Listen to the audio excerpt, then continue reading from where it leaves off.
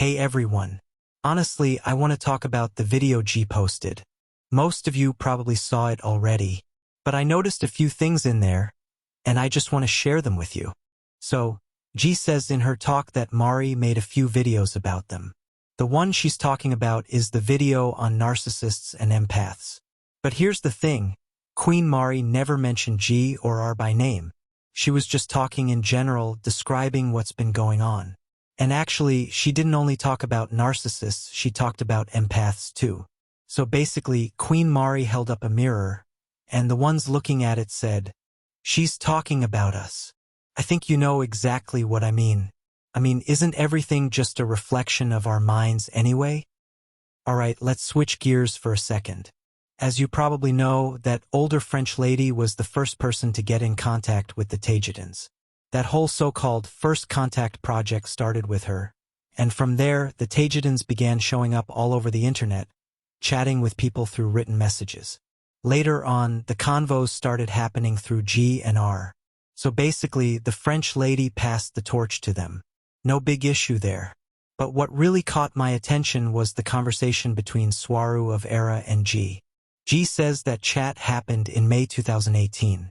And somewhere in that talk, Swaruu says something like, "No matter what we do, we never get any appreciation, at least not from the Federation level."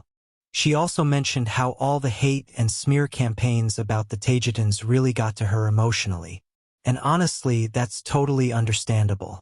Anyone would want to feel appreciated for the work they do. That kind of negativity can really kill your motivation, especially in 5D zones, where both positive and negative energies hit way harder than on Earth. So yeah, I totally get Saru of Era. Sending her my love, respect, and gratitude. Same goes for Aneeka of Temmer. She did amazing work too, we've all seen it in the videos. Much love and appreciation to her as well. TAYGETAN's accusations against the older French lady seem pretty strong. And honestly, they look like they've got solid reasons behind them. According to G, the TAYGETANs actually put out a detailed list of things this woman did wrong. And honestly, not that surprising.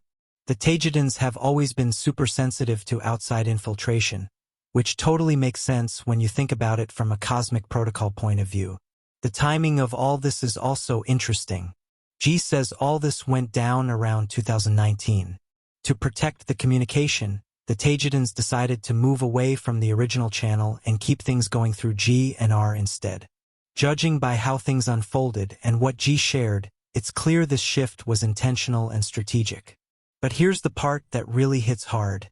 That French woman ended up turning all the info she got into something official, under her own name.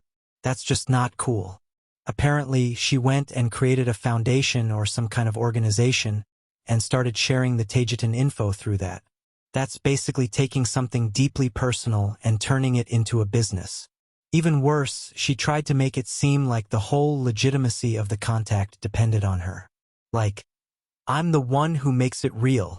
But here's something we should never forget. Real spiritual awakening doesn't come from foundations, organizations, government approval, or some official scientific stamp. It's always a personal experience. Always. Even someone with the bare minimum level of awareness could spot how wrong this is. In my opinion, this woman totally fell into an ego trap. Think about it. She barely knew anything about this stuff. And suddenly, these super aware, empathetic beings from TAYGETA show up, offering her truth and wisdom with no strings attached. And what does she do? She grabs that info, turns it into a power move, builds her own little empire around it, and puts herself at the center of the whole message. That's exactly where the problem starts. Now, there's something I want to point out here.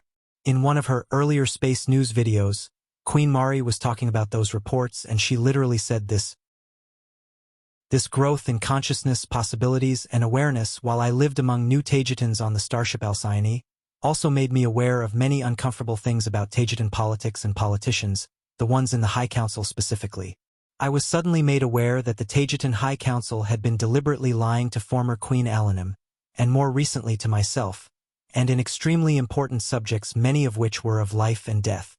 with this deliberately deforming the entire picture we had of everything that was happening in the TAYGETA society, and of its culture as well. As I went through the process of understanding what was happening, and why the High Council was lying to me, and had been lying to Alanim and her group as well, and for the better part of 6 years, I talked about this extensively with my new friends on the Alcyone. It then came to me that Captain Goriel and his close friend, Captain Thales of the starship Asterope, had been studying the situation of the High Council, and they had been forming a strong case against them, gathering information and evidence for years. In their case, as it was exposed to me, the High Council of TAYGETA had been infiltrated by Earth's Cabal forces, in conjunction with very obscure Galactic Federation characters, in a very skillful maneuver to take over TAYGETA. So yeah, from all this, it looks like the High Council had been lying to both former Queen Alanim and Queen Mari for a long time. They twisted the info, messed with the truth. Here's what I think. That French lady might have been in contact with some of those corrupted High Council members. Now, whether she knew what she was doing or not, that's unclear. But if you ask me, she probably thought she was talking to some really high-up folks, when in reality, she was dealing with a compromised, manipulated part of the council. Which basically means the council had already been infiltrated at that point. And this is where Queen Mari's age and sharp strategic mind come into play. See, back then, that so-called council didn't take her seriously because she was young. And that gave Mari the upper hand. Like we always say, wisdom's not about age. It's about what's in your head. Also, huge respect to Alcyone Captain Goriel and Captain Thales for all those years of research and intel gathering. That was no small thing. Then, as we all know, it finally happened. Those corrupt High Council members got arrested. So yeah, that infiltration attempt? Shut down. Of course, after that, Queen Mari had to localize her channel and tighten security. She even said it clearly in her videos many times. I won't follow in the footsteps of my predecessors. I won't repeat their mistakes. Mari had to be different. The fact that she didn't dye her hair white and switched her name from Swaruu to SWA, that wasn't random at all. She actually explained it in a few videos. Most likely, she didn't want to carry the same energy the name Swaruu held.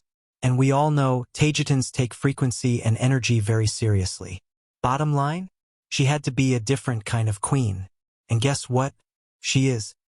But yeah, some starseeds on this planet misunderstood her too. And that kinda made G and R start doubting her. And that's not the only thing. The fact that G and R had their communication with Yaji and Athena Swaruu Limited also messed up their whole perspective on the situation.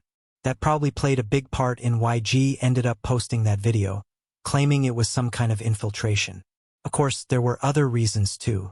Queen Mari actually explained the whole thing in detail. Here's what I think. Mari knew exactly what was going on with G and R. But she also knew that the info coming from the empaths still needed to reach the public somehow. So what did she do? She let it happen on purpose. She managed the whole situation smartly so that the empathic info could get out there. That way, all that valuable insight didn't go to waste. And yeah, that's the kind of stuff you saw in G and R's videos. Now, Queen Mari is fully moving with her own military genius. That's why she was able to isolate her channel from a lot of stuff. And honestly, that's exactly what needed to happen. I hope by now you kind of get why Queen Mari did what she did. This wasn't some supposed infiltration like G claimed. It was a smart, next-level mind strategy for the good of both humanity and TAYGETA. And that's exactly why I stand with Queen Mari. Big thanks to everyone out there who can actually see what's really going on.